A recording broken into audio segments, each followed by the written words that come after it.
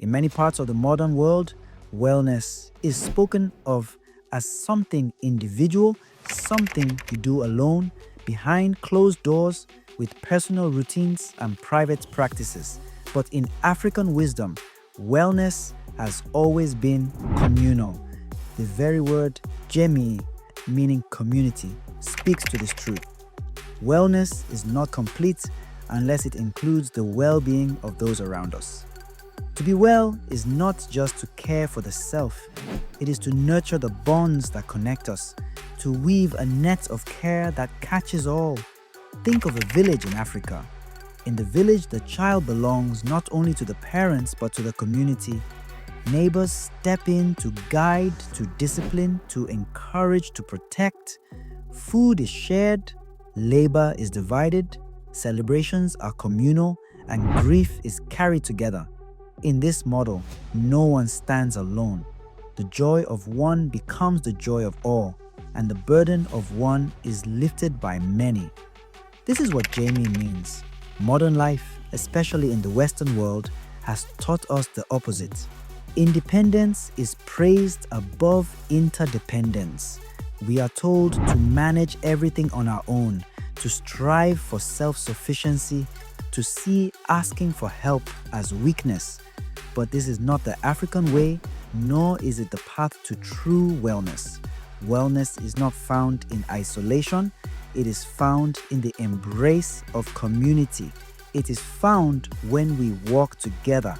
Community wellness is powerful because it multiplies healing. When you take care of yourself, you heal one person. When you take care of others, you heal many. And when a community cares for each other, the circle of wellness expands endlessly. One person's joy lifts the spirit of many. One person's courage inspires the whole. This is how communities survive hardship, how they endure trauma, how they rise stronger after suffering. There is an old African proverb that says, "A person is a person through other people." In Zulu, it is called Ubuntu. I am because we are. This wisdom reminds us that our identity, our well-being, even our humanity are not separate from others. To be human is to be in relationship. To heal ourselves is to heal together. So what does this mean for us in today's world? It means we must rethink our approach to wellness. Instead of asking only, what do I need for myself? We can also ask, what does my community need? How can I contribute to the wellness of those around me? This shift transforms self-care into collective care. It turns wellness into a shared practice, not just a private one. For example, think of food. Eating healthy is often taught as an individual practice. Watch what you eat, prepare your meals, track your nutrients. But in African tradition, food is communal. Families and neighbors gather to cook together, share meals, and break bread. The nourishment is not just physical, but emotional and spiritual, as bonds are strengthened over the table. To share food is to share life. Or think of movement and exercise. In modern wellness culture, we imagine solitary workouts, people jogging alone with headphones. But in African communities, movement is often collective, dancing together, drumming together, working the land together.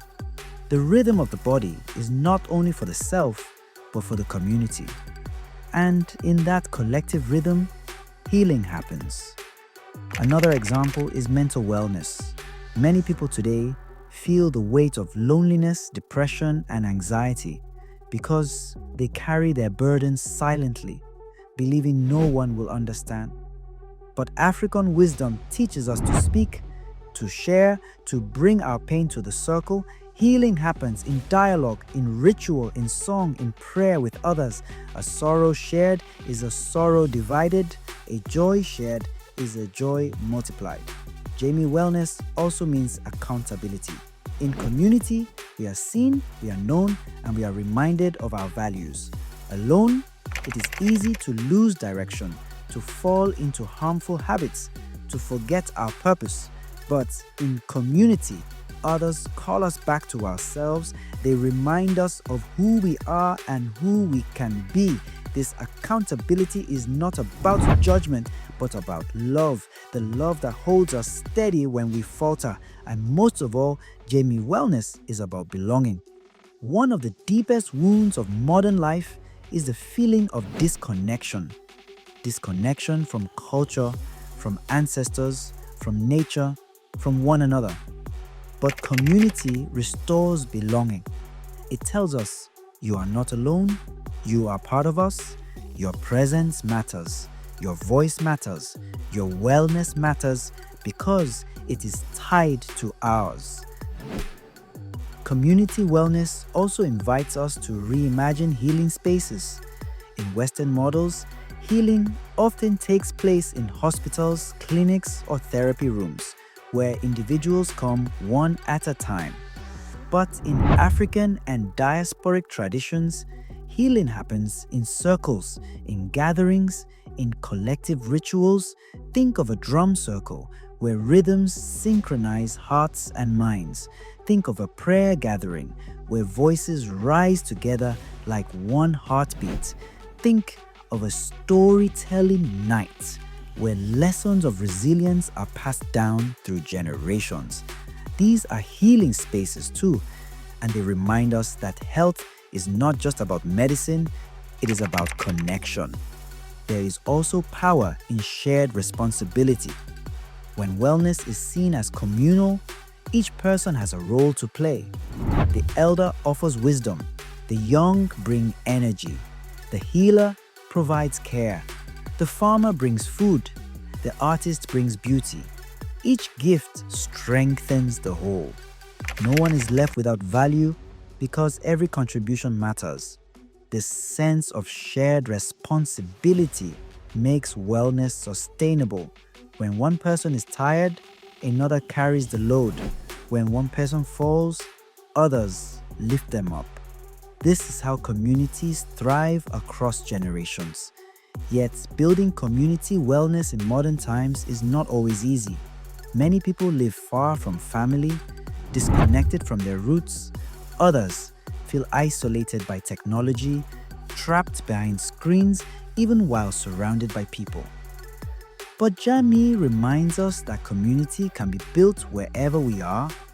It begins with small acts, greeting your neighbor, checking on a friend, volunteering your time, joining a circle of prayer or meditation. Every effort to connect, no matter how small, strengthens the web of community wellness. There is also a lesson here about resilience.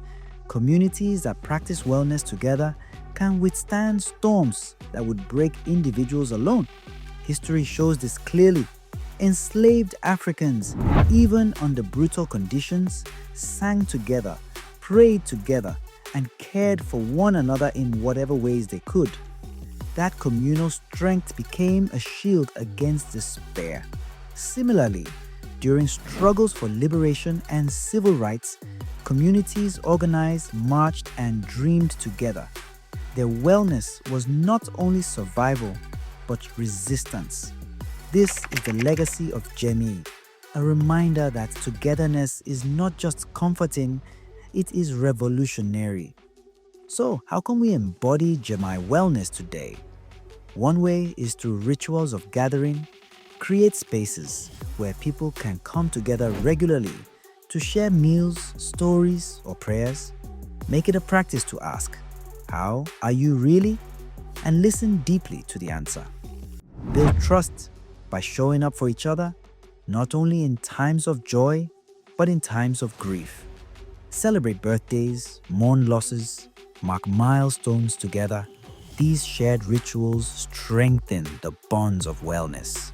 Another way is through service. When you serve others, you strengthen your own well-being too. Acts of kindness release joy, not only in the receiver, but in the giver.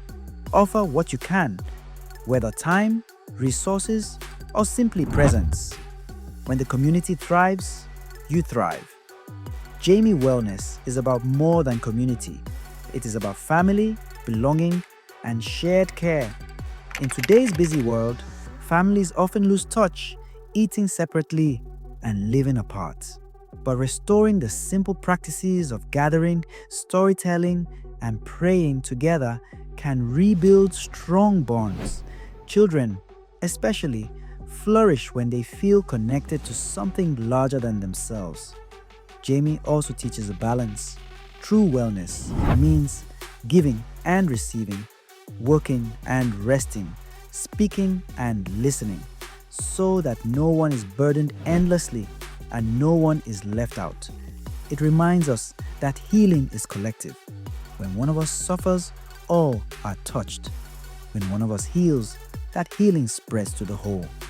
To live Jamie Wellness, we must act in small ways, sharing meals, listening deeply, serving others, and building trust. Together, we rise, together we heal, and together we embody the true meaning of Jamii.